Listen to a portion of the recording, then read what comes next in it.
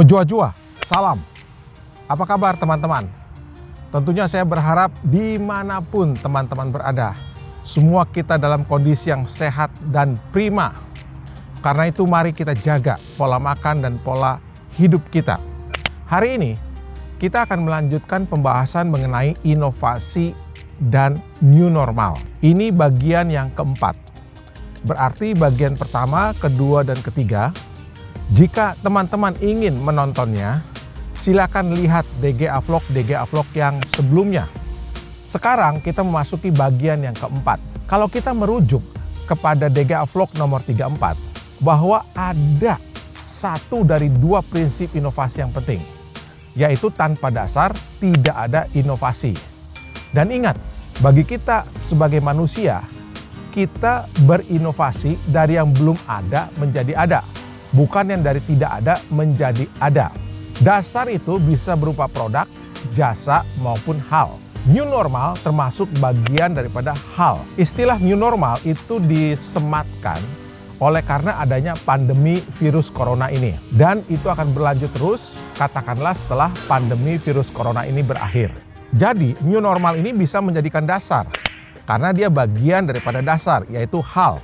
Karena new normal menjadi dasar, berarti menjadi pijakan kita, menjadi patokan kita untuk melakukan inovasi. Bagian keempat ini kita akan membahas kaitannya dengan perubahan perilaku pembeli akibat daripada era new normal ini.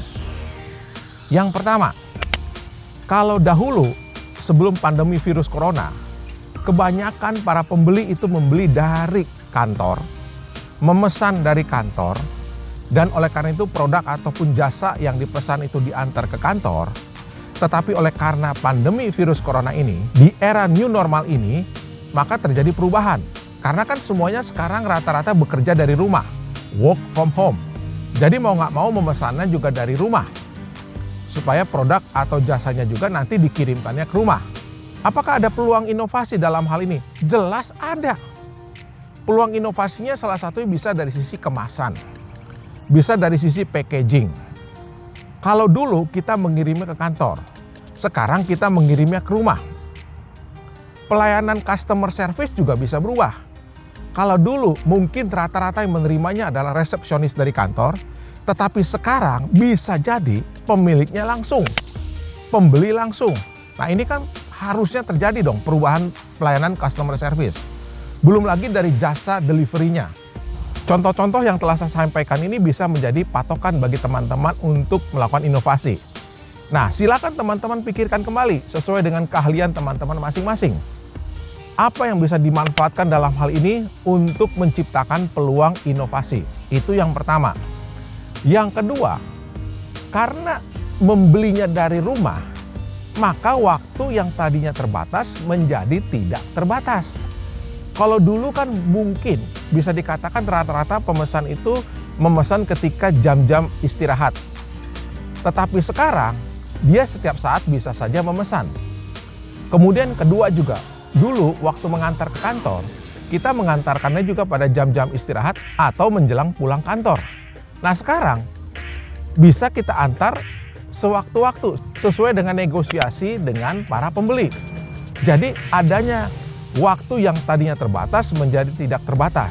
Nah ini juga peluang inovasi bagi teman-teman. Perubahan perilaku ini bisa menjadi dasar untuk menciptakan peluang inovasi. Itu yang kedua. Yang ketiga, kalau dulu cenderung para pembeli dari kantor itu ingin bertemu dengan para penjualnya. Katakanlah ingin melihat kredibilitas dari penjualnya, supaya membeli dari penjual yang kredibel. Tetapi setelah bekerja dari rumah, belum lagi ada pembatasan social distancing, jelas pertemuan dilarang atau dikatakan diusahakan supaya minimal. Mau tidak mau kecenderungan untuk bertemu dengan para penjual juga menjadi dikesampingkan. Apakah ini peluang inovasi? Jelas peluang inovasi. Karena sekarang teman-teman harus berpikir bagaimana tetap menjual kepada pelanggan yang sama, customer yang sama, pembeli yang sama, sekalipun belum pernah bertemu, dan terus-menerus sang pembeli itu dapat membeli dari teman-teman. Ini jelas membuka peluang inovasi. Silakan teman-teman memikirkan kembali apa peluang inovasi dalam kaitan ini sesuai dengan keahlian teman-teman sendiri. Jadi sekarang kita telah membahas ada 3 peluang inovasi dalam kaitannya dengan perubahan perilaku pembeli. Ada 4 tambahan peluang inovasi dalam kaitannya dengan perubahan perilaku pembeli ini. Nah, itu akan kita bahas dalam DGA berikutnya. Demikian pembahasan kita hari ini dalam kaitannya dengan perubahan perilaku pembeli. Silakan teman-teman tonton juga DGA Vlog yang sebelumnya yang sudah ada. Dan jangan lupa untuk like, share, komen, dan subscribe. Serta klik loncengnya supaya senantiasa teman-teman memperoleh informasi terkini daripada Desmond Ginting Academy. Sampai bertemu dalam DGA Vlog berikutnya. Terima kasih.